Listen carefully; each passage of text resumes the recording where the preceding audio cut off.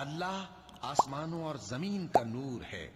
اس کے نور کی مثال ایسی ہے کہ گویا ایک Assalamu alaikum beautiful souls and welcome back to my channel. چراغ ایک قندیل میں ہے اور قندیل ایسی صاف شفاف ہے کہ گویا موتی کا ان کے اعمال کی مثال ایسی ہے جیسے گہرے سمندر میں اندھیرے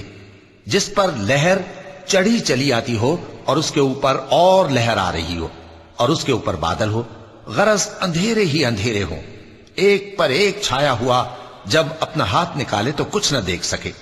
اور جس کو اللہ روشنی نہ دے اس کو کہیں بھی روشنی نہیں مل سکتی۔ کیا تم نے نہیں دیکھا کہ جو لوگ آسمانوں اور زمین میں ہیں اللہ کی تسبیح کرتے رہتے ہیں اور پر پھیلائے ہوئے پرندے بھی،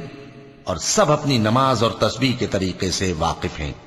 اور جو کچھ وہ کرتے ہیں سب اللہ کو معلوم ہے، اور آسمان اور زمین کی بادشاہی اللہ ہی کے لیے ہے اور اللہ ہی کی طرف لوٹ کر جانا ہے۔ کیا تم نے نہیں دیکھا کہ اللہ ہی بادلوں کو چلاتا ہے، پھر ان کو آپس میں ملا دیتا ہے، پھر ان کو تہ بتہ کر دیتا ہے، پھر تم دیکھتے ہو کہ بادل سے مے نکل کر برس رہا ہے، اور آسمان میں جو اولوں کے پہاڑ ہیں ان سے اولے نازل کرتا ہے، تو جس پر چاہتا ہے اس کو برسا دیتا ہے اور جس سے چاہتا ہے ہٹا رکھتا ہے، اور بادل میں جو بجلی ہوتی ہے اس کی چمک آنکھوں کو خیرہ کر کے بینائی کو اچ کے لیے جاتی ہے۔ اللہ ہی رات اور دن کو بدلتا رہتا ہے، اہل بصارت کے لیے اس میں بڑی عبرت ہے۔ اور اللہ ہی نے ہر چلنے پھرنے والے جاندار کو پانی سے پیدا کیا، تو ان میں سے بعض ایسے ہیں کہ پیٹ کے بل چلتے ہیں، اور بعض ایسے ہیں جو 2 پاؤں پر چلتے ہیں، اور بعض ایسے ہیں جو 4 پاؤں پر چلتے ہیں۔ اللہ جو چاہتا ہے پیدا کرتا ہے، بے شک اللہ ہر چیز پر قادر ہے۔ ہم ہی نے روشن آیتیں نازل کی ہیں، اور اللہ جس کو چاہتا ہے سیدھے راستے کی طرف ہدایت کرتا ہے۔ اور بعض لوگ کہتے ہیں کہ ہم اللہ پر اور رسول پر ایمان لائے اور ان کا حکم مان لیا، پھر اس کے بعد ان میں سے ایک فریق پھر جاتا ہے، اور یہ لوگ صاحب ایمان ہی نہیں ہیں، اور جب ان کو اللہ اور اس کے رسول کی طرف بلایا جاتا ہے تاکہ پیغمبر ان کا قضیہ چکا دیں، تو ان میں سے ایک فریق منہ پھیر لیتا ہے، اور اگر ان کو حق ملتا ہو تو اس کی طرف قبول کر کے چلے آتے ہیں۔ کیا ان کے دلوں میں بیماری ہے، یا یہ شک میں ہیں، یا ان کو یہ خوف ہے کہ اللہ اور اس کا رسول ان پر ظلم کریں گے؟ نہیں، بلکہ یہ خود ہی ظالم ہیں۔ مومنوں کی تو یہ بات ہے کہ جب اللہ اور اس کے رسول کی طرف بلائے جائیں تاکہ وہ ان میں فیصلہ کریں تو کہیں کہ ہم نے حکم سن لیا اور مان لیا، اور یہی لوگ فلاح پانے والے ہیں۔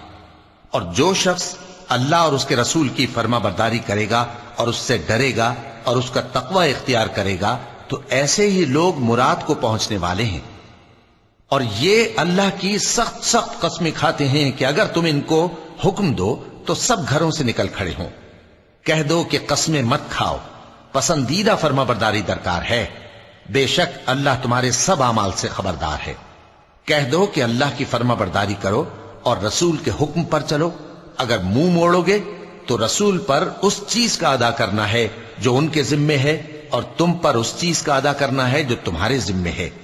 اور اگر تم ان کے فرمان پر چلو گے تو سیدھا رستہ پالو گے، اور رسول کے ذمے تو صاف صاف پہنچا دینا ہے۔ جو لوگ تم میں سے ایمان لائے اور نیک کام کرتے رہے ان سے اللہ کا وعدہ ہے کہ ان کو ملک کا حاکم بنا دے گا، جیسا ان سے پہلے لوگوں کو حاکم بنایا تھا، اور ان کے دین کو جسے اس نے ان کے لیے پسند کیا ہے مستحکم و پائیدار کرے گا، اور خوف کے بعد ان کو امن بخشے گا۔ وہ میری عبادت کریں گے اور میرے ساتھ کسی چیز کو شریک نہ بنائیں گے، اور جو اس کے بعد کفر کرے تو ایسے ہی لوگ بد کردار ہیں۔ اور نماز پڑھتے رہو اور زکوٰۃ دیتے رہو اور پیغمبر کے فرمان پر چلتے رہو تاکہ تم پر رحمت کی جائے، اور ایسا خیال نہ کرنا کہ کافر لوگ ہم کو زمین میں مغلوب کر دیں گے، ان کا ٹھکانہ دوزخ ہے اور وہ بہت برا ٹھکانہ ہے۔ مومنوں، تمہارے باندی غلام اور جو بچے تم میں سے بلوغ کو نہیں پہنچے 3 دفعہ یعنی 3 اوقات میں تم سے اجازت لیا کریں، ایک تو نماز فجر سے پہلے، اور دوسرے گرمی کی دوپہر کو جب تم کپڑے اتار دیتے ہو، اور تیسرے عشاء کی نماز کے بعد۔ یہ 3 وقت تمہارے پردے کے ہیں، ان کے آگے پیچھے یعنی دوسرے وقتوں میں نہ تم پر کچھ گناہ ہے اور نہ ان پر، کہ کام کاج کے لیے ایک دوسرے کے پاس آتے رہتے ہو۔ اس طرح اللہ اپنی آیتیں کھول کھول کر بیان فرماتا ہے اور اللہ بڑا علم والا ہے، بڑا حکمت والا ہے۔ اور جب تمہارے لڑکے بالغ ہو جائیں تو ان کو بھی اسی طرح اجازت لینی چاہیے جس طرح ان سے اگلے یعنی بڑے آدمی اجازت حاصل کرتے رہے ہیں۔ اس طرح اللہ تم سے اپنی آیتیں کھول کھول کر بیان فرماتا ہے، اور اللہ جاننے والا ہے، حکمت والا ہے۔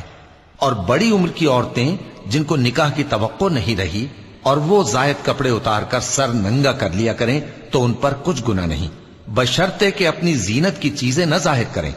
اور اگر اس سے بھی بچیں تو یہ ان کے حق میں بہتر ہے، اور اللہ سنتا ہے، جانتا ہے۔ نہ تو اندھے پر کچھ گناہ ہے اور نہ لنگڑے پر اور نہ بیمار پر اور نہ خود تم پر کہ اپنے گھروں سے کھانا کھاؤ، یا اپنے باپ دادا کے گھروں سے، یا اپنی ماؤں کے گھروں سے، یا بھائیوں کے گھروں سے، یا اپنی بہنوں کے گھروں سے، یا اپنے چچاؤں کے گھروں سے، یا اپنی پھوپھیوں کے گھروں سے،